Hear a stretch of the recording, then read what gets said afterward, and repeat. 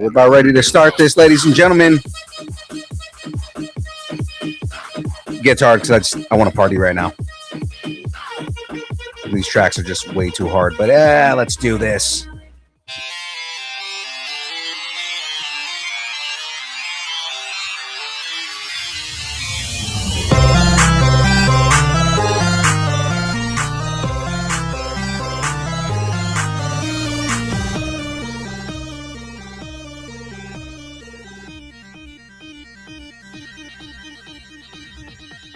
Distance nerding.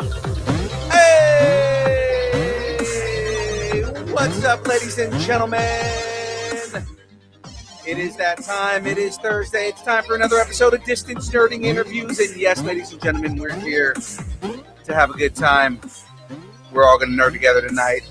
Of course, at the moment right now, I am solo dolo. If that changes, have a co-host pop up on the screen, but at the moment it is just going to be me and the guests tonight, and we're going to have a good time. It's going to be fun. But before we get into all of that, ladies and gentlemen, of course, we got to talk about sponsors and who sponsors the show. Of course, ladies and gentlemen, Distance Nerding Interviews, everything we do on the channel is brought to you by the good folks over at Dubby.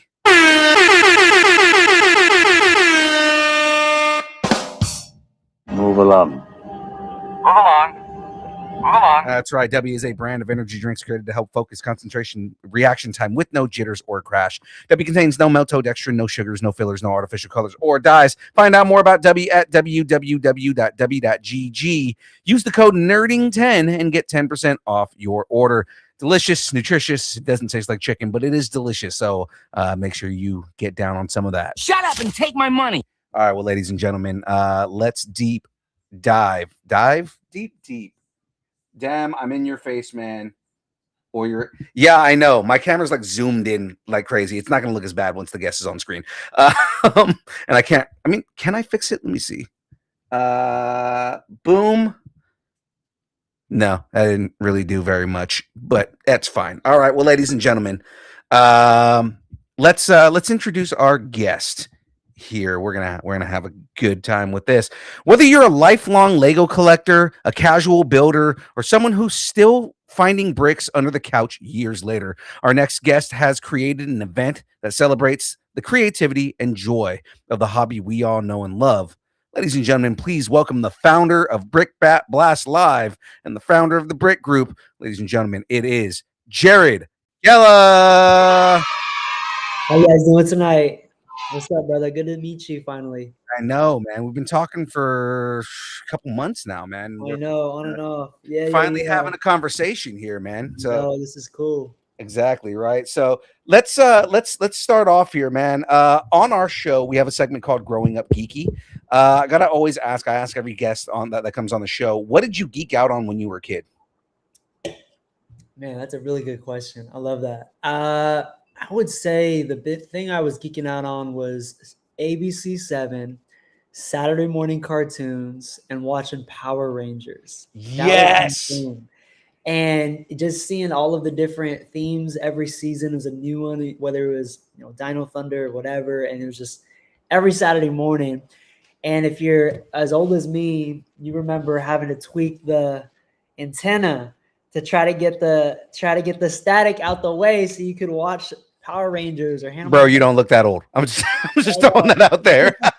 You don't look older than me, man. I'm just throwing that out there. I appreciate it too, kind. But yeah, no, man, I love watching that stuff. I love talking, obviously Lego with my friends, and that was a big thing growing up. Yeah, I love Lego. My parents taking us to the store to buy Legos, and it was just a lot of fun. So we love Lego, love Star Wars Lego. That was a big thing growing up. That was our thing. Yeah, see, like I feel like we might be somewhere around the same age. So this is where I'm gonna date myself right now. Okay. Did you go and see Power Rangers live when it was rolling around? Which one? The original 94? Yeah. No, I wasn't born then yet. No. Okay. So that's how I know I'm way older than you, man. Yeah. You wasn't that old though. You're close. Yeah. I got the honor to see that live and actually in a roundabout way.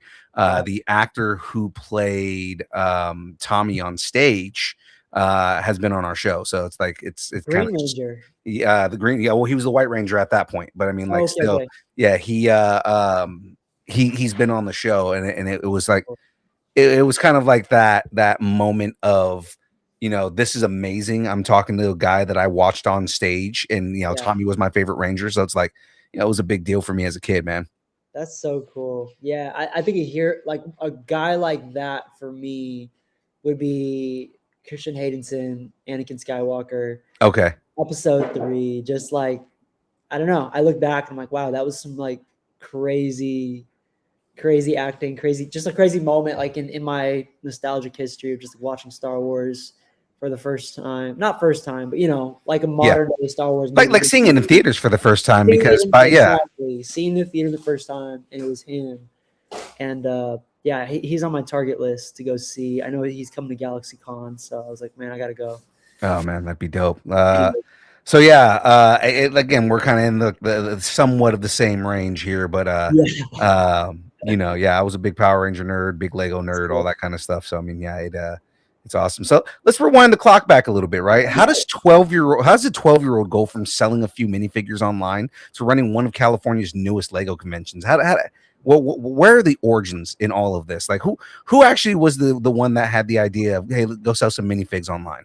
Yeah, it's so crazy. My dad taught, like, when I was in middle school, he was like showing me how to sell stuff on eBay. And so I was like selling books on eBay, just like random stuff I could find in my house on eBay. And I love Lego, but I didn't think like it was a big market. I had no idea. And so when I was 12, 13 years old, we moved to the city called Antioch, California. I don't know if Oh, anybody I know knows. Antioch. I know Antioch. I lived in Brentwood for Oh, a for couple real? years, man. So yeah, I know Antioch.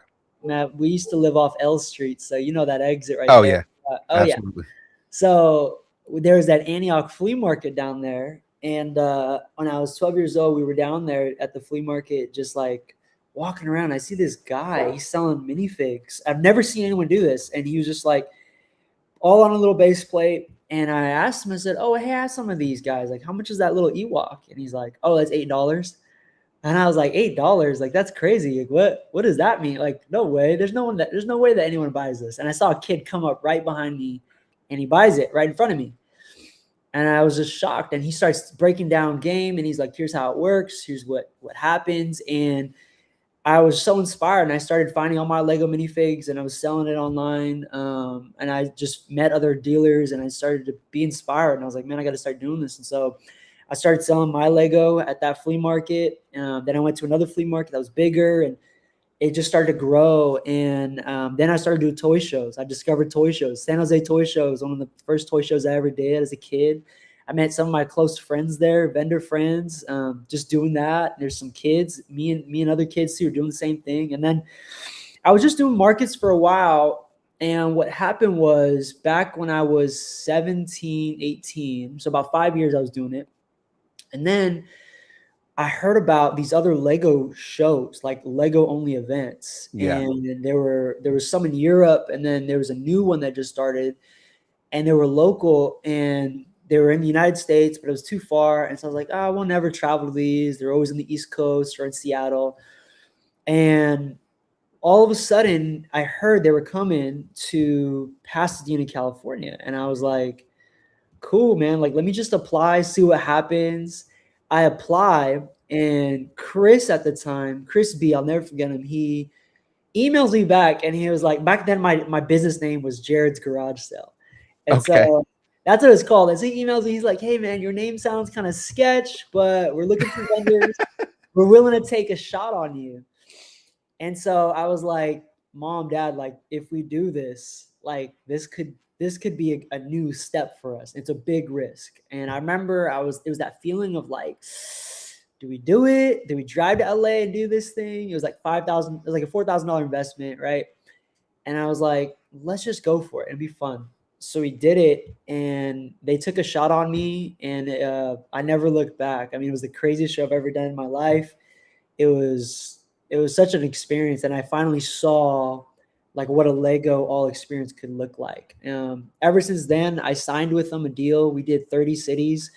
I traveled all throughout college. I mean, I remember being in class and then I hop on a plane. We went to Cleveland, I mean, New York, just everywhere, like every state, That's all nice. 30 cities. And I would travel and buy and sell Lego.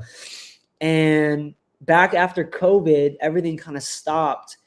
And at the time, I got a job as a programs director at a nonprofit. And so I was working with kids and youth and creating events, but I was always doing Lego on the side still. And I loved it.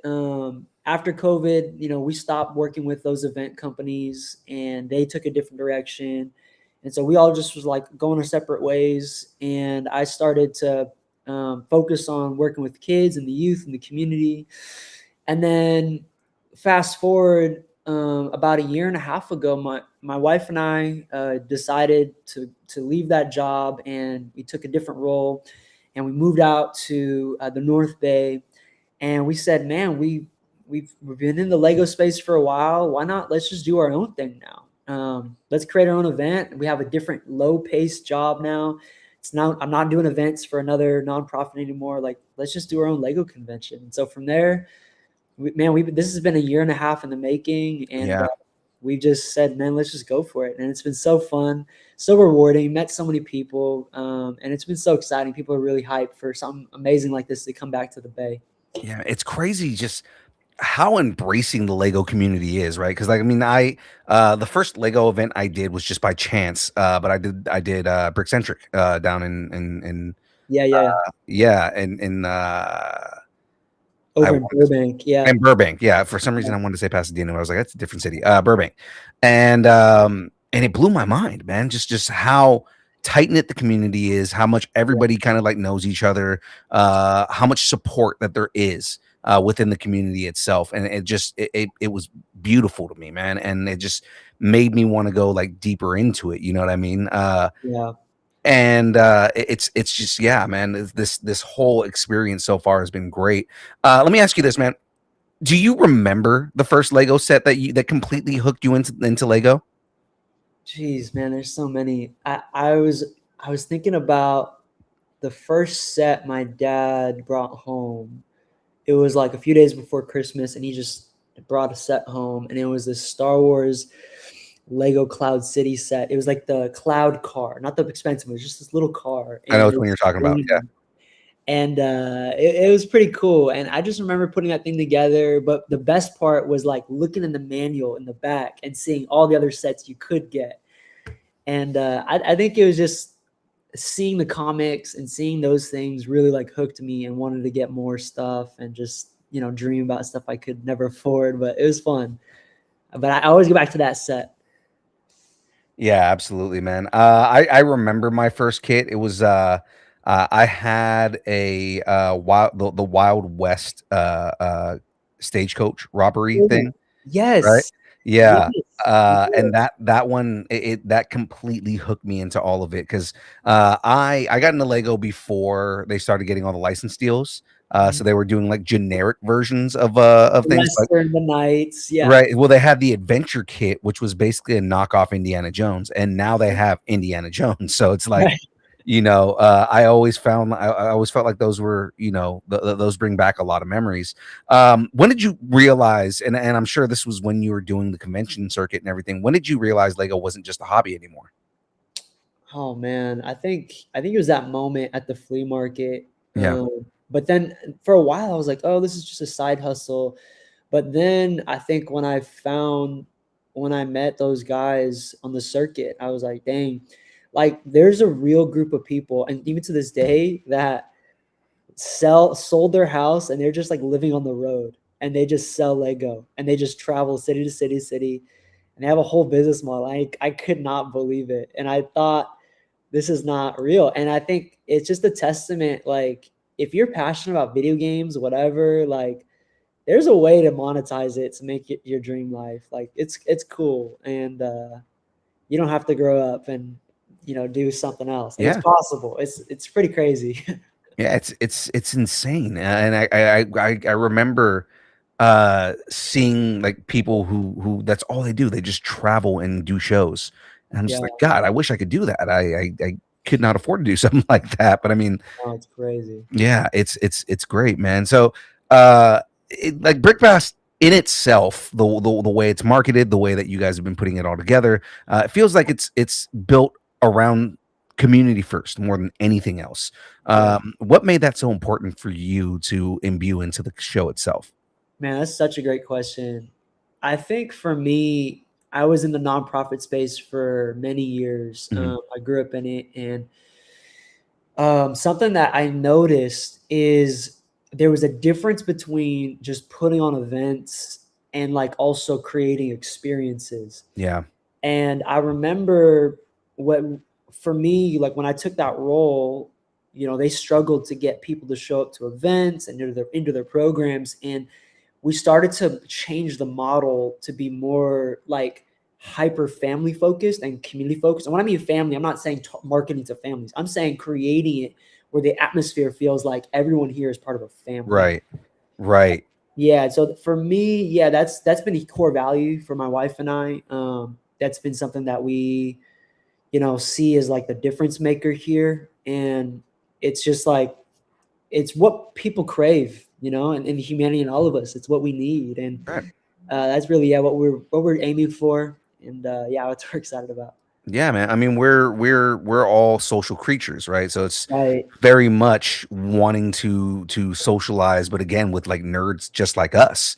You know what I mean? right, Like just big like Lego nerds. Like, you know what I want to do like so bad now? This yeah. is like the addiction that I have now is the brick badges, Oh, right? dude. Is now like collecting as many brick badges as I can find. You know what I mean? Like Oh, yeah. anything like that. And then we're in the middle of the process of trying to make our own brick badges too, for like a distance nerding brick badge. Oh, that'd be sick. I'll hook you up with our guy. He does it. It's he'll hook you up, man. Oh, Yeah. perfect, man. Yeah, hell yeah, It's, that'd they're be really great. sick. There are guys who do that. They'll have like a whole stack, and it tells everybody where they've been. Yeah, it's nuts, man. Like again, mine's getting pretty big, but I mean, like, Let's and that's go. just from brick centric. Like, I'm excited to get to Brick Blast and start adding to my badge collection. You Oh, you know? have to. I know, and it's so crazy because like what something as small as that actually it has the power to connect others, Mhm. right? Like, oh, I was there too. Right. Like people hear that all the time. They're like, oh, I was there too. I didn't even see you there. And like they trade stories and they talk and like it's just a fun way to like create this community aspect and it's pretty powerful. It's actually super tight knit, like you were mentioning earlier. Yeah, yeah, yeah. Was there a gap in particular that you saw in the Lego convention scene that made you say, "Hey, we should probably build our own," or that attracted you to doing a show in San Jose? Yeah, that's a really good question. So just to share a quick story. There's obviously like traveling shows, but there's also local fan cons that are Hmm. like really community oriented. And something that's been important to us, one of them was Bricks by the Bay. Bricks by the Bay was, many years here in the Bay Area, and it was a family favorite that our family would go to. So Hmm. we would go there, to sell, but like we love seeing all the guests and the vendors and just the community. And it was at the hotel right there at the convention center, and we would go swimming and we built memories there, like literally build memories. And um, my dad back in 22, I think it was, had a brain aneurysm, Oh no. and it was like a week before the last Bricks by the Bay that ever happened. And I remember the day we were all talking at the table, like, and my dad was on a ventilator, and everything was going down. And we were like, "What the heck? Like, do we do this show or not?" And we all agreed at the end. We were like, "Dude, Dad would want us to go because this means something to our family." Right.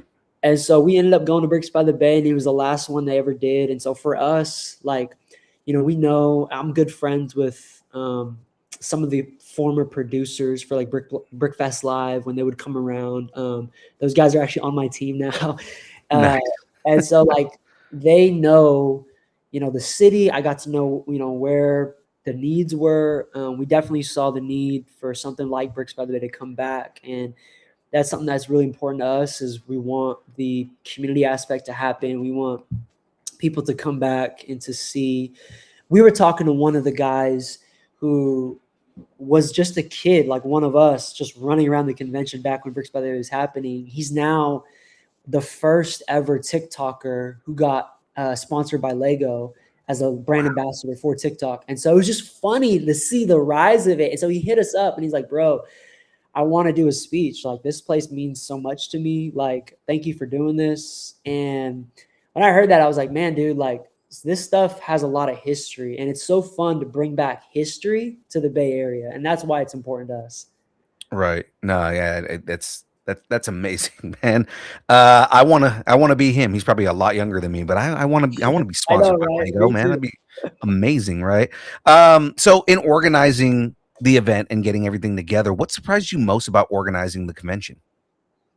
Man, there's so many things that surprised me. Yeah. First This stuff off, tends to hit you like in the back of the head when you're not paying attention, like, you yeah, know.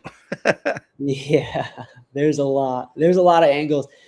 We're counting up our VIPs right now, and we're trying to organize stuff. And we were like, we're short one. What just happened? And we had to recount it. Like, little details that you're not thinking about just hits you behind the head. The need for a good team, really hit us behind our head. Finding the right people, knowing that we can't do it all. I mean, our strategy was, hey, let's start this a year and a half, do a little bit at a time. But even with a year and a half out, like, the level of care, planning, like, we had to get a team together, and that really surprised me, just how much time goes in behind the scenes.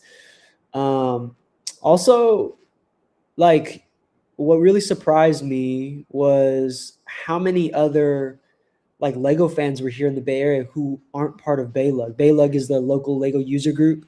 Right. And so there's a big community there already. But I was surprised there's a lot of incredible builders building things just on their own here in San Francisco, in South Bay, North Bay. Like, I was surprised. It's pretty cool. A lot of new builders who I haven't met in, I've been in this space for 12, 13 years, and I have not met them. So it's pretty cool. Yeah, I honestly, so I'm in Sacramento now, so it's like I know Sac Lug actually meets at Empire Comics here in Sacramento. They do a whole build day and everything. I need to just join Sac Lug. You know what You I mean? just Like, need to do it, bro. You just yeah, need to. I literally this show used to be me building Lego and interviewing people. Oh, no way. Yeah, Oh, that's crazy. and it's we're moving that aspect over to Patreon, but I mean, like, it's still you know, it was a fun thing, you know what I mean? And it's like that was funny when they approached us to do Brickcentric. They were like, hey, would you ever want to do a Lego show? I was like, dude, I have an entire show about Lego. Like, why would I not want to do a Lego show? That's Because sick. we deal with their PR team because we're close to them from LA Comic Con. So Yeah. yeah, it was funny that that's kind of like the route that it went. So what would you say has been the biggest challenge that nobody would have ever thought about?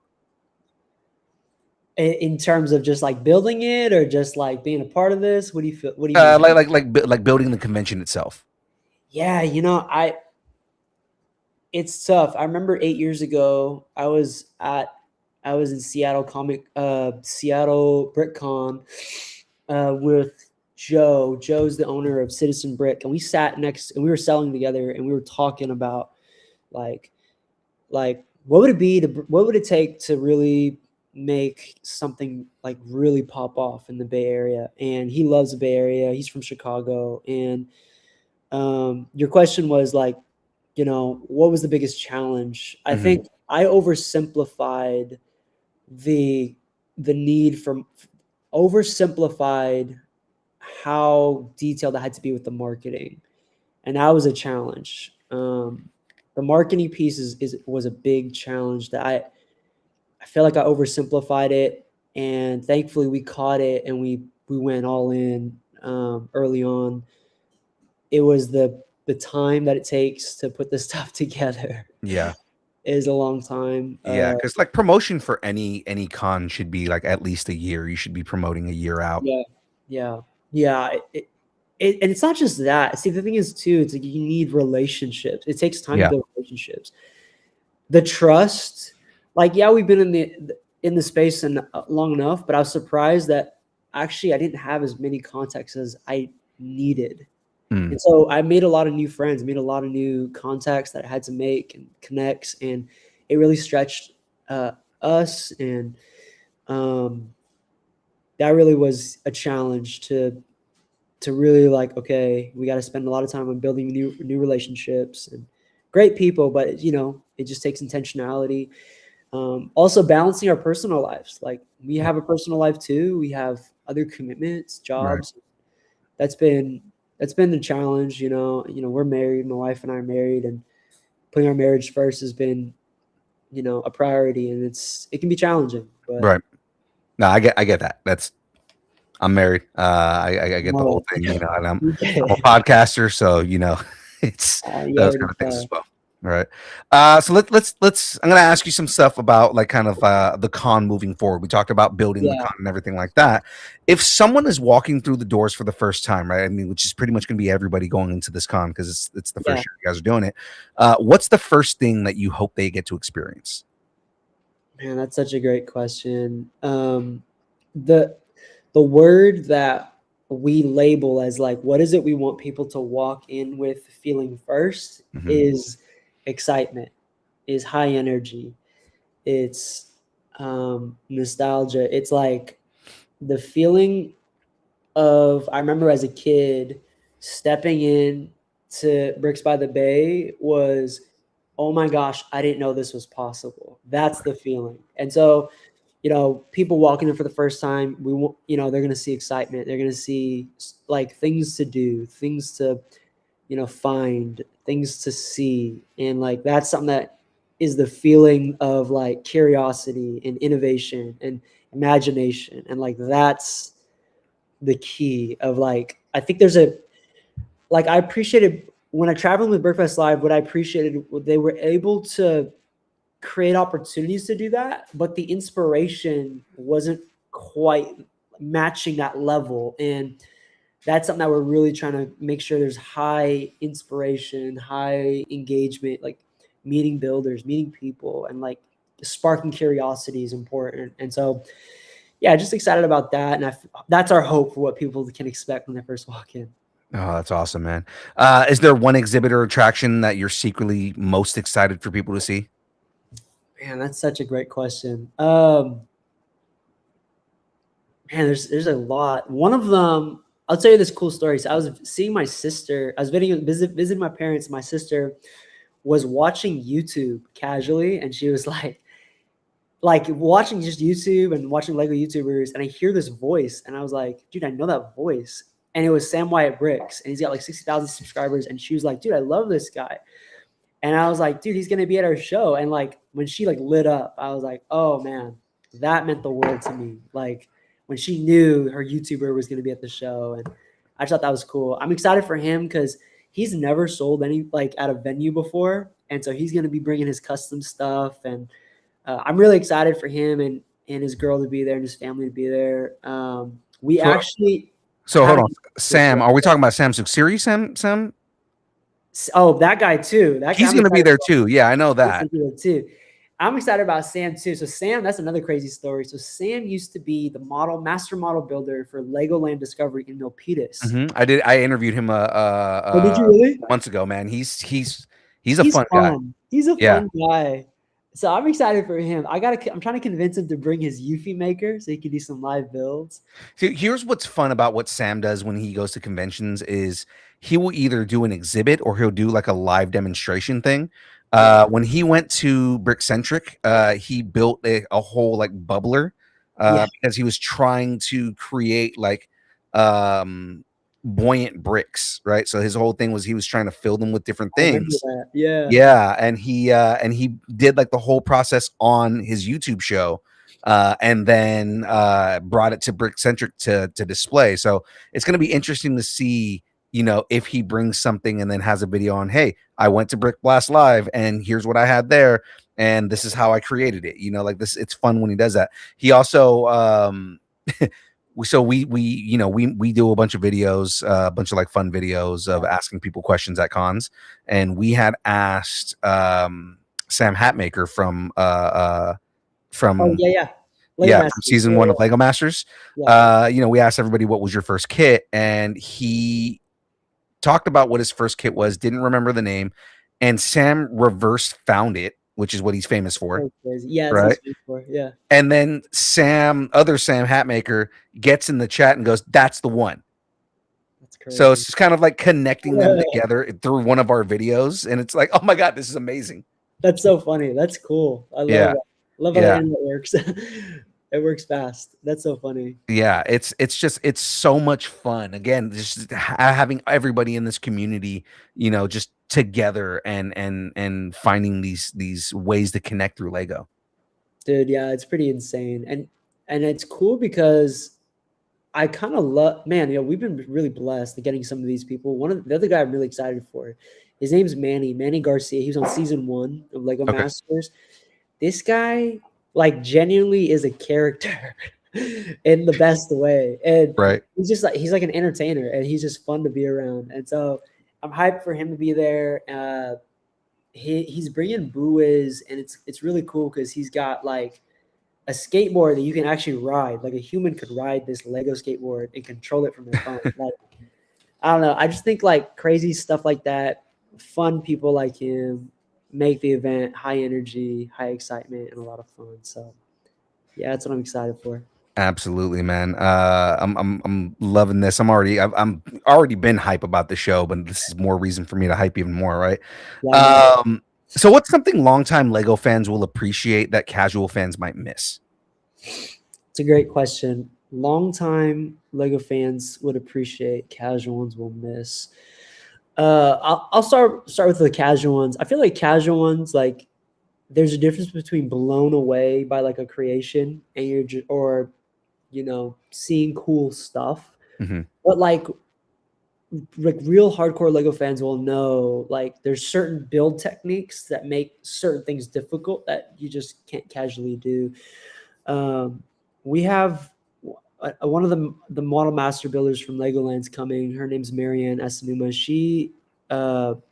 She has a history of teaching a lot of classes on like certain building techniques. She's known for that, model building secrets, and so Mhm. she's really creative. And so a lot of builders and real Lego fans appreciate kind of her builds and the creativity behind it, the techniques, the way that she processes this stuff, puts it together. And it's cool. I was looking at her exhibitor list the other day. A lot of them have really like detailed type mocks that are really unique. One of them is coming. He's bringing like all these Pacific Rim builds, and he's bringing all like this massive setup. And Like kaiju and stuff.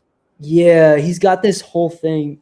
Babe, would you mind grabbing me one of these actually real quick? I'm gonna show you. He actually just lent me one of these. We're doing an interview in a couple weeks, and so he lent me one of his models because I was like, "Yo, this is sick!" Like, it's so crazy. Here, let's pull this out. I can show you guys on stream what this is. Oh, this is gonna be cool. But I was like, oh, I did not expect him to put this thing together for us. Let me see. And then you gotta slide this door right here. So it's based off of Oh, it's blurry. I don't know. oh, it's blur. Let me turn off my blur.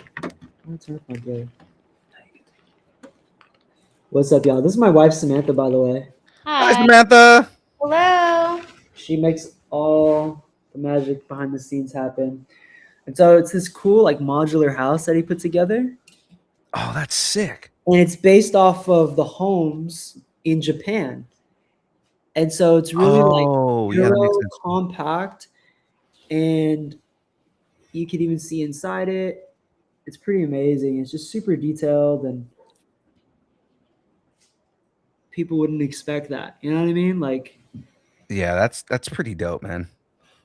Yeah. really creative. In Japan, there's like this road where there's houses that are built like this, and they're like, I think maybe they're like right next to each other. Like there's no backyard or anything. So we have a Yeah. second one, a white one that's supposed to be right next to it. But yeah, you gotta look Pretty it up cool. on YouTube of what that street is called in Japan. But Yeah, I gotta look it up. houses are this small. Yeah, it's so crazy. So cool. Yeah, I feel like there's that, and obviously there's so much stuff that people will be able to buy. we've got some amazing vendors, and so like hardcore collectors really appreciate Citizen Brick. Citizen Brick brings like usually they bring like exclusive stuff and just really unique things that sell out. And yeah, it's crazy because man, I knew Joe years ago, and now some of Joe's like older stuff that he creates like resells on eBay for crazy money, and it's like ridiculous, but it's a lot of fun, man, and I'm looking forward to it. Oh man, again, I'm just getting more hype about this. So we're gonna get into some fun questions here in a second, but I'm gonna ask you one more thing before we get into that. Yeah. So Lego's exploded over the last decade. It's been Oh, massive, and it's been getting bigger and bigger. So two things on this before we get to the super fun stuff, because I mean this has been fun, but I'm gonna get into some more fun pick your brain stuff. One, why do you think it's become such a universal hobby? And then two, have you noticed more adults getting back into Lego? Yeah, I think it's a universal hobby because you don't have to speak a certain language to understand the colors and the patterns. Like everybody understands it. I think what separates like video games is like I have to learn how to read it, and you can't translate that to other languages, but it's like Lego is Lego, and you can follow the directions. It's easy, it's universal. And what's amazing, I was talking to somebody else about this. They have really dove deep down into the IPs and tapped into adults and tapped into all sorts of collectors and fans and nerds and fans of Transformers and Ninja Turtles and like just the whole 9 yards. It's incredible. One Piece now, and it's just exploding. It's so massive. I think they're like one of the top 10 most recognizable, reputable brands in the world now. Oh yeah, say Game Boy. I collect the video game consoles. Oh man! So now that they just dropped the Sega Genesis, I'm like, okay, well now I gotta get that. Yeah. Oh, it's crazy. Like even the NES one that came out a few years ago. Like, oh, the NES. So it's funny. My wife is not the biggest fan of all the Lego stuff and everything like that, but the NES is one of the ones that she lets me have because of how cool that damn thing is. Right? The Atari 2600 up there. That's so cool. Right? Like, yeah, I mean, I got all my builds and everything like that. But I mean, like, yeah, man. Oh man, I got back into Lego mainly because I was like, oh, I would love to get back into Lego, and kind of like coaxed my parents into getting me the AT-AT for Christmas. Mm-hmm. And then that just created a whole new obsession with Lego all over again. Oh my gosh. Yeah. So like, and I'm close to 40, man. So I mean, like I'm just back in Lego all over again. What was like the first? So it sounds like it was the AT-AT for you. What was like the first set that was like, this is the one where I'm gonna keep on going after this? Oh, dude. What's the recent one that was like, this is the one I'm going back in? The one that put me all back in again was the Falcon. Like basically, I got the Millennium Falcon, and I was just like, yeah, nope, I'm way back into this all over again. I wanted the big one, the Celebration one. Okay. Yeah, I wanted the UCS one like really, really bad. I couldn't afford it, so at the time, the one that I ended up getting was the Return Saga one. So the one from episode 7. Oh, that's a good one. I feel like that's the best one since, because they've really the black one. They came out with. They're all the big one. There's like a MIDI one now. That's a good one. I like that one. Yeah, and that guy's sitting over there too. I also have the Razor Crest up here. I also have the Slave 1 before they changed the name. It was the last one that was labeled Slave 1. Oh, that's a good one. Which I have that one too. I'm a big Star Wars nerd, so I have a lot of like Star Wars Lego. But then again, the consoles are big ones for me. I started collecting all the Transformers. The only one I don't have is Soundwave, and it's like I need to get Soundwave too. No, I need to get those. Yeah, the Soundwave one is expensive though because he's like really big. So is it really? Yeah. When I looked at the different ones, so like Optimus Prime was like 120, Bumblebee was like 120, Soundwave is like 300. Oh my gosh, what the heck? I thought that was also 120. Okay. Yeah, I think it's because he's like physically bigger, and also because he comes with tapes. That's what I was gonna say. He comes with the tapes too. Oh man, those things are sick. Yeah, so I'm like super excited on all that. Yeah, Lego's smart. They got all the Transformers fans with that, and they didn't stop. Exactly. Yeah, it's crazy. I mean, they even have the little brickhead ones too. Yeah, I've got a bunch of like different like brickheads too. Like I've got a Sokotano over here. I've got Din Djarin and and Grogu. I got a question for you, Yeah. because here's I really want to know this. I felt like Lego was going after the Funko crowd by making the brickheads. Oh, absolutely. And you're in, the nerd space beyond Lego. So what I want to know from you is, do you feel like they succeeded? Do you feel like it's heading in the right direction? And do you feel like Funko is undefeated still? I mean, I don't know. So here's where I am in this space. Like Funko was really good for the longest time. Funko is starting to fade out.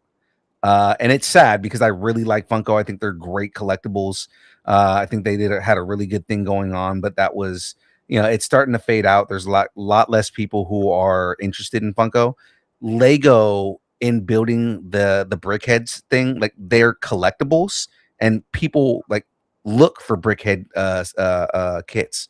So I feel like the brickheads are probably succeeding better than Funko is right now. Yeah, I think it's interesting because you could build it and take it apart, or Yeah. I think, yeah. Yeah, I don't it know. absolutely makes it more of an like you have more of an intimate feel with it because you're able to kind of like modulate it, play with it. You can play with it a lot more than Funko because Funko's not really designed to be a toy. Whereas like I can take this Ahsoka Tano and I can make her fight another toy. Yes, exactly. And then like I remember the frustration. It's like Funko, like, dude, if there's a little tear or a scratch, it's like worth way less. And it's like, dang it, what the heck? But I appreciate that the Lego holds its value at least, and it is, you know what you're getting. You're paying for what you get. Right. And Lego already as it is appreciates in value, right? So I mean, like that's the crazy thing about Lego is once they retire a kit, it jumps up in cost Oh like yeah, significantly, right? So yeah, it's nuts, man. So actually sticking within this realm because I want to yeah, get into these fun questions before we get going. But like sticking within the realm of what we're talking about right now, if you could yeah. convince Lego to make one dream license theme tomorrow, what theme are you choosing? I know what mine is. Are you talking about a theme, like an IP that they haven't done yet? Correct. Oh man. There's two that I would love for them to do, but I'm gonna hold off. I Well, want to it's see what you really have to say. hard because I feel like all of the ones that I had already got done. Like I really wanted Sonic, I really wanted, Shrek, and now they're kind of butchering Shrek, but it's Shrek. And I just thought of a third one that I feel like they would eventually end up doing if they got the license. Let me hold on, I need to think about this. Dang it. I feel like, man, okay, I got it. I think if they could seal this down, this would be a game changer. Okay. They need the NBA license back. Ooh. And they Okay. need to get back into the trading card business. It would put Upper Deck back in business because Upper Deck could then make Lego-ified something, change the logo. Now it's a trading card, and they sell it in every stadium across America. Make kits, brand it Lego. I don't know, something along those lines. Look at what they're doing with the World Cup series. Exactly. Right? Like the Lionel Messi kit Oh my sold God. like crazy. As much as there's people that hate Lionel Messi, that kit sold out like crazy. Crazy. That one and the Ronaldo. Yeah. I would go to Target, all the Ronaldos are always gone, everyone likes, dude, their own slogan was everyone wants a piece of it. But that's the truth of their marketing. People want to be a part of FIFA. Right. And what's nuts is okay, so Cristiano Ronaldo announced his retirement. Like how much do you think that kid is gonna blow Did up? he actually? I've been out the loop on that. No way. Yeah, he announced his retirement. So when Portugal got taken out of the World Cup, he announced his retirement. That's crazy. And then Lionel Messi, I don't know if he actually retired, but he was also talking about, I think he said that this is going to be his last World Cup appearance. That's amazing. So it's like you think of crazy. like how much those kits are going to go up in price, right? Oh yeah. The only thing that they should do is like eventually do a Ronaldinho, Yeah. right? Do like a Joga Bonita. That'd be Yeah. I know. dope, dude. Do that like as a limited edition one or something like that, because like anybody who's been a fan of soccer football for like the last 20-30 years, Yeah. who Ronaldinho is. That dude is a beast. And like I would love to have that kit. Man, yeah. I mean, there's this crossover that I'm curious why Lego hasn't tapped into it. Like it's Yeah. such a big market, you know. Oh, I just thought of something. And then how like Lego likes to do their alternate like kits. So like you build it one way, but you have an Oh option yeah, to yeah, build it yeah, a yeah. second, right? If you do Ronaldinho, not only do you do him with his Brazil shirt, Jersey. right? But also do Barcelona. Oh man, Oh, that'd be so dope, dude. that would be crazy. See, Yeah. they can do stuff like that. Like, oh man, that would we would all go broke if they did sports. Like it would tap into a whole other realm. Yeah, because they started light doing it with the SB Dunk series. Yes. Yeah. That's where I thought when they got the Nike deal, I thought they were gonna go all in, like a LeBron, like a Jordan. Like I don't know, like that's what makes it complicated and also good because Mattel and certain companies have the license for some of these things, but when it Mhm. comes to a building block category, they could buy into that space. It's totally different category. It's amazing. Anyways, Yeah, the ones that came to mind for me. So the kits that, because like I that's just nerded out on this, but the kits that came to mind for me. Number one would be horror kits. Oh, okay. Now, Lego has said that they don't want to do that because they feel like that is too adult of a category. Uh-huh. And they wouldn't want to scare kids with doing like Freddy Krueger and Ghostface and Jason Voorhees and stuff like that. But I feel like that is a market that they could tap into, Yeah. that like people would love to collect those kits. Oh man. Especially if they did like the action figure kits. You know how they have the action figures? Oh yeah, they could do a buildable thing. I mean, even if what you did, like, I think, yeah, that's one of the reasons why Deadpool won't get re-released because it's a rated R movie. They don't want to support kids. Like, I don't even know why. I forget what their statement was, but I totally get that. But I think what they could do is just release it online. Yeah. And just have an online release, and that's it. Yeah. And fans are happy. I mean, they would totally kill with that. That's Yeah, a because great idea. Yeah, because adult builders would love that kind of stuff. I mean, it goes hand in hand. Like when you, the amount of times that you go to a Lego con and you Yeah. see how many people are like, older goth, like, people, dude, they would eat that shit up. They really love that. Yeah. Exactly. Number two is one that Sam Hatmaker has submitted twice, has gotten over 10,000 signatures for, and Lego has turned him down both times I've because they seen say that, this. because they say that they don't believe that there's a good enough market for it. What Okay. is it? Remind me.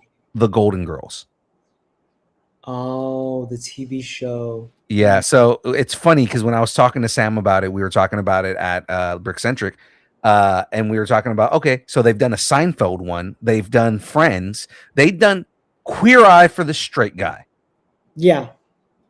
but they will not do the Golden Girls because they said, one, they don't think there's a big enough market for people to want to buy a kit based on four women who are trying to, who are like, four overly sexual women from the 80s. But I mean, you look at Project Hail Mary. They haven't done that in a while, like a set for a movie. You know what I mean? Not like an icon movie. Like it's just a new space movie. Right. So yeah, you're right. I mean, I feel like there's double standard. You know what I mean? There's a double standard as to some of these things. I also would wager that they don't want to make the same mistake. Like the Queer Eye set and the you just said the other one. There was another one you said. I don't remember what it was, but I mean that stuff. The BTS set, you know, they had experience for a while and they were not moving. I don't think it moved as fast as Lego liked it to. I'm literally building the Seinfeld set right now. That's sick. So that's why I'm saying, like, you know, like there's a market for these kits. There's a market for these kind of things. I would buy up the Golden Girls one in a heartbeat, especially with the amount of detail that Sam put inside of it. It's got the same amount of like Easter eggs that Lego is known for when they build their kits. So it's like I would love to have a Golden Girls kit. That would be prominently displayed in my house. Yeah, I was at Brickcentric and I was talking to Jay Santonis. I forget his name. Yeah. John Santonis. And he was showing me his Full House kit. You know what I mean? It's like the same thing. It's a movie set. It's a TV show set. It's something that's a classic. It fits that category, you know, of Seinfeld, of The Office. And so you're right. It's like a no-brainer. I don't know why they wouldn't just do it, especially if they've got the 10,000. Right. And then the last one, again, this would involve them getting a license for it. Teenage Mutant Ninja Turtles. They need to get it back, man. Yeah. They need to get it back. Yeah. If they got Turtles back, if they, you know, again, the whole action figure line that they have right now, you know, you can get a Darth Vader action figure, Captain America action figure. Yeah, you talk about the brick heads, not the heads, but like they have like a full action figure line, like posable action figures that you can build from out of Lego. Okay. Yeah. So like do that with the Turtles, and then you can do a Shredder one and you can do a Krang one, and I think those would be dope. Those would be killer. Yeah. Those would be really good. I mean, here's what's unique about the Turtles too. Even if little Jimmy and Johnny didn't grow up watching Ninja Turtles, they look cool. You know, they're iconic. You know who they are. Like visually, it's a turtle and it's a fighting turtle. It's cool. Yeah. Like, and then for the statue kits, they would need to do the Last Ronin. Oh yeah. Yeah. That would be hard. That would be super dope, right? Like you do like a full, like think of the bust, right? Like how they had the Black Panther bust. It's the bust, yeah. Yeah, because then you can get really detailed and you can do Mikey with the gray headband. Yeah. But then you can also do a setup where you can visually see all 4 weapons on him, and then do a minifig Last Ronin. Oh man, dude. Yeah. See, that would be sick, right? That would be really cool. I could see it. All right. So, no, go ahead. I was gonna say, yeah, they've got a lot of stuff that they need to make. You know, I mean, they're coming out with a lot of sets already, but there's a lot of opportunity. I feel like. Yeah, that full size Ganondorf is dope though. For the Legend of Zelda stuff that they just released. The new one, the green guy, right? Yeah, they just did a full size Ganon. Oh, he looks so good. He looks good. Yeah, it's pretty cool. I'm amazed. I'm surprised they did that actually. I thought they were just gonna make another diorama, and like the dioramas are fun. The Mario stuff is really fun because it's so interactive. But I love that they're starting to branch off into more Nintendo properties. Yes, yeah, I'm all for it. I think there's a lot of cool stuff there. I'm happy. And there's a rumor that they're working on a Samus kit right now. Really? From Metroid, like a full Samus kit. That would be fun too if that rumor was true. Bro, if there's a Samus minifigure, that would be insane. Right, and then you can like have the armor over her, but then you can take the armor off and have a Zero Suit Samus, and it's all in the same minifig. That would be so crazy. It'd be dope, right? All right, cool. So kind of staying in the same realm, what's one retired Lego set you wish they would bring back? Oh man. You know, I was thinking about this the other day. The one set I don't know why they did kind of bring it back, but then they messed it up. I really don't know why. But one set that would kill is a Star Wars gunship. Yes. I was like, why did they make the gunship red and make it a Coruscant one and say it was like, oh, it's just whatever. Like, you're talking about the UCS gunship that came out? Yeah, well, the UCS is cool too, but but the UCS is too big. Like all these UCS sets, there's only Mhm. so much space for fans, and there's only so many people buying it. So I'm like, why are you producing all these things? We need a regular army building, not a cheap mini one, but like a regular sized army building gunship from the Clone Wars. I think those need to come back. There needs to be, episode 2, clone troopers coming back. Um, uh, well, yeah, episode 2 and 3, but like, yeah, that's what I think needs to come back. I mean, I would love that. All right, hell yeah. I'm all about the one kit that I've always wanted. Like this is my bucket list kit. I want the Imperial Star Destroyer, but like the big one. The super or the No, I have the Super Star Destroyer. It's tiny, but I mean no way. the Imperial Star Destroyer, the one that had the one that was like 5,000 pieces, Okay, yeah, the big one, the really big one. Yeah, the older one. That's 2002, I think. I think it was. Yeah, Yeah, they 2002. It's a big one. I've yeah. seen it. It's like 4 feet, 3.5 feet Yeah, long or it's something. massive, but it's like now because it's retired, it's like 1,100 anywhere Yeah, if you as if I you want to go said, anywhere for it. So it's a couple of thousand. Man, yeah. that's crazy. Yeah, I mean, they came out with the Star Destroyer a couple years ago. It retired. That one retired too, but Mhm. I think that one's smaller still Yeah, than I have the Super Star Destroyer, the smaller one. yeah, That one, I mean, that was a fun build, but it was quick. yeah, yeah.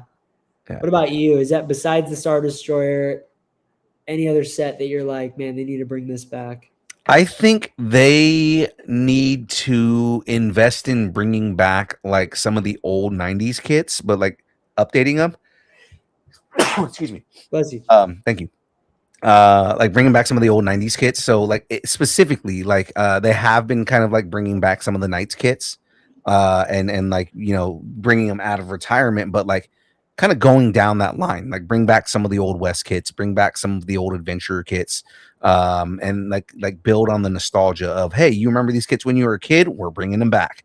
Yeah, I think there should be. They really totally could, because this is the age where there's people like us who remember Mhm. Ice Planet, the Atlantis, and Right. like this could be The space alien one that was like yeah, the random space aliens. Alien Conquest, Yeah. whatever. Yeah, I mean, they could do like a 15th, 20th anniversary set of that or whatever remade version and release it. Fans would go crazy for it. Yeah. And then drop some Dungeon Crawler Carl kits before they realize what Dungeon Crawler Carl is. Because once they figure out what Dungeon Crawler Carl is, they're like, retire these immediately. Forget it. Yeah, Funny enough, I am knee deep in Dungeon Crawler Carl right now. I'm like through the books and everything. I first learned about Dungeon Crawler Carl at Brickcentric because somebody had a mock of Dungeon Crawler Carl. Okay, I have to confess, I have no idea what you're talking about. You got to It's tell me. it's a book series, right? Okay. Called Dungeon Crawler Carl. Okay. I'm going to now tell you that you need to join the Cult of Carl. Okay. It is amazing. The books are great. Everybody on our team is reading them. I am on book 6 of 8 right now. Wow. They are so it is millennial nostalgia bait. Basically, the idea of the story is there is a guy who experiences the end of the world, a bunch of aliens essentially, essentially mine the earth, or they take over the earth for its resources, and then they reshape the earth as a 18 level dungeon. Oh, what? Yeah. And it's so that they can create a television, like an intergalactic television show that is basically like Survivor, and they turn the survivors of Earth into essentially like Twitch streamers for people to like monetize and make money off of them. Okay. But the idea is that he's surviving an 18 level dungeon. And it's basically like, he's playing a live video game. He's running around in his underwear barefoot. And he has his best friend is his ex-girlfriend's talking cat who can shoot lasers from her eyes. What the heck? It makes way more sense when you start reading the book because it all basically everything is like video game rules. Yeah, I see. Yeah, but it's just like it's basically a dude living like a real life video game. That's so crazy. It sounds like a dystopian series. It's very, very dystopian. So I 100% recommend reading the book. If you don't have time to read the book, get the audiobooks from Audible. Jeff Hayes, who is the narrator of the books, absolutely kills it. Wow. To a point where this weekend at San Diego Comic-Con, they announced the TV show that they're making. They're making a TV show? Yep, and that was the whole thing is when they announced it like a couple of months ago, our entire team was like, well, we need to read the books before the show comes out. And now it's like now we're full in, parts of the cult. Yeah, what's crazy is so Peacock is doing a TV show with Seth MacFarlane producing. Okay. And they just announced Jeff Hayes, the guy who does the audiobook version. Oh wow. He just got cast, or he's the first casting, and he's cast as Princess Donut, the cat. The cat. Yeah. That's pretty cool. Yeah, so I'm telling you, like once you start going down the rabbit hole, you are gonna you're gonna regret you didn't hear about it sooner. Two, you're gonna go all in and be a part of the cult. I'm telling you. Oh my gosh! Amazing. Thanks for the book recommend. Yeah, it's so good. But yeah, and I first found out about it at Brickcentric because somebody had a mock of it, and then everybody was just talking about it, like, oh my god, Dungeon Crawler Carl! Did you see the Dungeon Crawler Carl kit? Oh my god, somebody made a mock, and I'm like, okay. What is this? And then we start talking about it on the show. We were like, people have been talking about Dungeon Crawler Carl. I don't know what this is. We got relentlessly mocked online for it. And then we finally started, I started reading it. My executive producer started reading it. We got my co-host to start reading it. And we're all in on the cult of Carl now. Oh man, I gotta get on Carl. It's so Carl. That's so good. Yeah, it's at first it'll seem like something that you're like, oh yeah, my kids might like this, and then you start getting into like the weird sex scenes and the dungeon AI has a foot fetish, and that's why Carl doesn't have shoes. Like it's it's crazy, dude. That's crazy. Yeah, it's all kinds of like weird stuff, but it's like, it's hilarious, man. The humor is good, the writing is really good, the character work is really good. It's all amazing, man. All right, went off on a tangent. We'll be here if I continue here. All right, before we jump into rapid fire questions, what's more dangerous, stepping on a Lego brick or opening your credit card bill after brick blast? Depends how big the brick is. Depends how big the brick is. No, I don't know. I'm actually excited because we on purpose tried our best to recruit some like really good friends who are vendors and like find some people where we're like, hey, look, bro, like if you come, I need you to please take care of our people and like get us some deals. And so, man, we got this one lady who's never sold before, but she's got like, I don't know, it's got to be at least $30,000 like retired set collection. And we were like asking her, like, can you take care of our people? So she's going to be selling it at really great deals. So I'm excited. Like there's a lot of people like that. It's going to be cool. So that's absolutely awesome, man. All right, we're going to do some rapid fire questions. So these rapid fire questions, man, no thought is needed. You don't want to think too hard on this. Just whatever the first thought that comes to your head is, throw that out there. All right. Rapid fire. Here we go. City or space? Space. Pirates or castle? Castle. Star Wars or Marvel?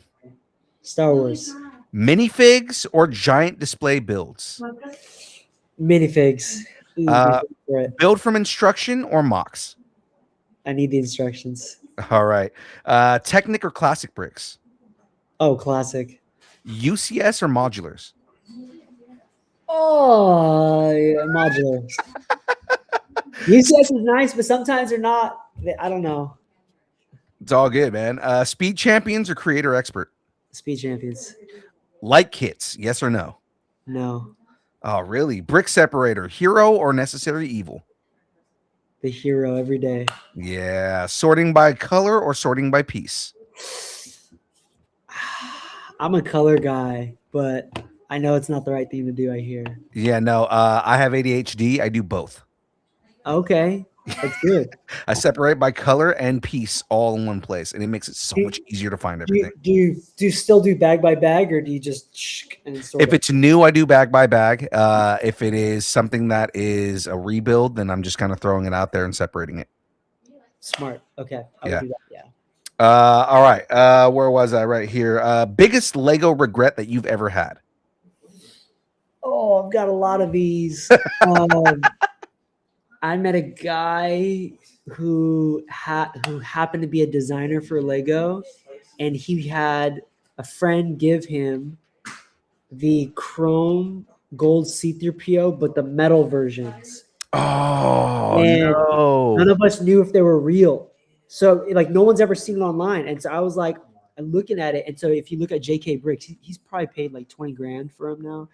But the guy was going to sell it to me for $50 and I didn't buy it. No. I don't know. I was like 13 years old, 14 years old or something. And I went to this, I found him on Craigslist. Those were the exclusives. Oh my God. It was real metal. Yes. It was like bronze. He said they were like test pieces. And we didn't know there was no Lego marking, but I've never seen come on, you can't fake that. I should have been. I don't know what I was thinking. I know. It was That's nuts. legit. That's crazy, man. It was. Favorite Lego color and why is it brittle brown? Wait, said he? Favorite Lego color and why is it brittle brown? I know. I was gonna say brown. That's like a funny. I was gonna say tan or brown. Yeah. Favorite minifig? Watto, the old Watto, because it's smooth. That's a cool minifig. Yeah, it's just cool. It's just cool. I don't know. Yeah, something about it. And then coffee while building or music while building? Oh, both. I need both. I feel it. I'm a music guy. Number one, I have to have music playing when I'm building. Yeah, or movie. Yeah. Oh, that too. Yeah. All right. So, what's next for Jared Gella after Brick Blast, man? Are we looking at something even bigger, or what do you have going on after the show? Before I get into our final questions here, man, we've got some fun surprises. Definitely gonna spend more time with the fam, but next year, 2027, looking forward to 2 cities. We've got some stuff in the making, but here's what our model, what we're really unique about. We're not trying to just plant a show in every city and do something crazy, but we're actually looking for grassroots leaders, just like what we did here in Santa Clara. Mm-hmm. And if we find that in another city, we want to build around them and actually do something fun with them. And so that's our goal. That's what's next for us. Yeah, we're excited. All right. So we're going to get into some wrap-up questions here. I'm going to ask you the hardest question you've ever been asked in your life. Are you ready for this? Gosh. Yes. All right. What is your favorite kind of taco? Birria tacos. Yeah. It's got to be with cheese inside. That is the one. There you go. Now I got to ask you, traditional birria or the beef birria that's been coming out lately? Bro, I was going to ask this because I went to a spot recently. They had this shredded beef, and I was like, is this how it's supposed to be? I don't know. I think so. I guess I like the traditional because I feel like what they did with the shredded beef wasn't traditional. It tasted different. I could be wrong, but yeah. Because when I say traditional, I'm talking about goat, right?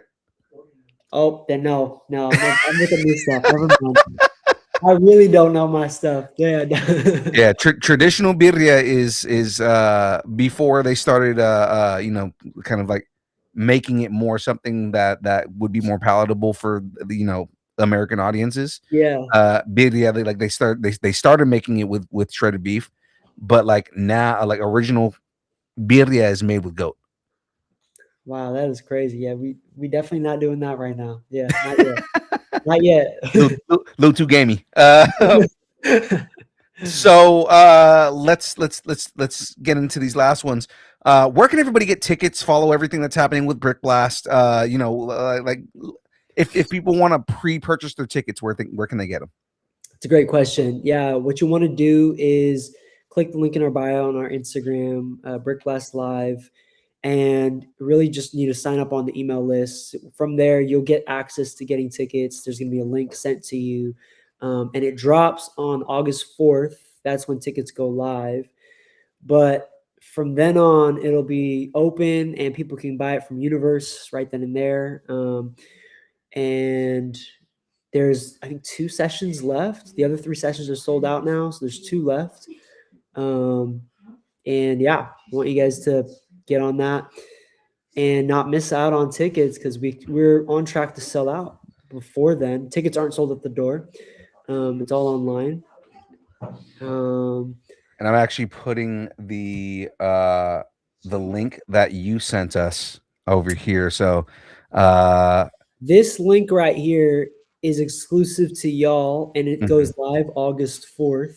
And once you click that, it gets you 15% off tickets, actually. There you go. So and we'll be blasting this out too, because we definitely want people to go to this. Again, we're local to the area as well. So if you're watching this later on, the link is in the screen right now. You can see it right there.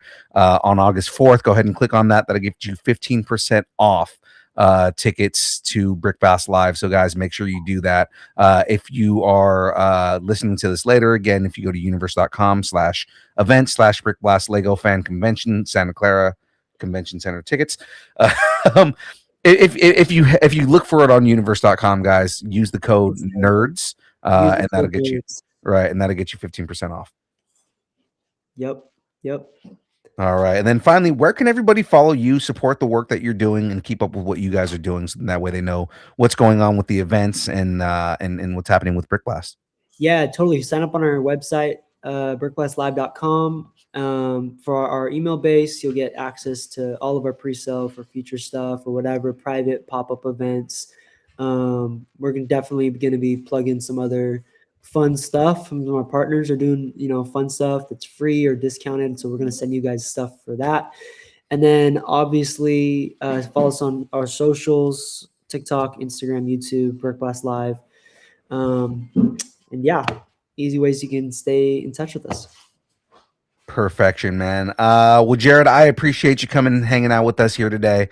We went over a little bit on our time, but that's fine, man. It was a fun conversation. We got into some nerdy stuff. So I do appreciate you, man. And we will be seeing you soon for Brick Live. All right. Looking forward to see you in August, and everybody else. Thank you so much, bro. Appreciate you. Absolutely, man. Of course, ladies and gentlemen, you know who I am, your boy Young Phil, Distance Nerding. Of course, you can follow us on all the social media places if it exists. We are there at Distance Nerding. And of course, ladies and gentlemen, if you would like to get in on some of that sweet merch right there on the top of the screen, you can go to streamlabs.com/distance nerding/merch and get you some of that Distance Nerding merch. We got shirts, and we got shirt holders and phone cases, and the Distance Nerding tank is on. Let's go. Is on our website right there, guys. You can go get in that tank and go and shoot your way through the dungeon, and there you go.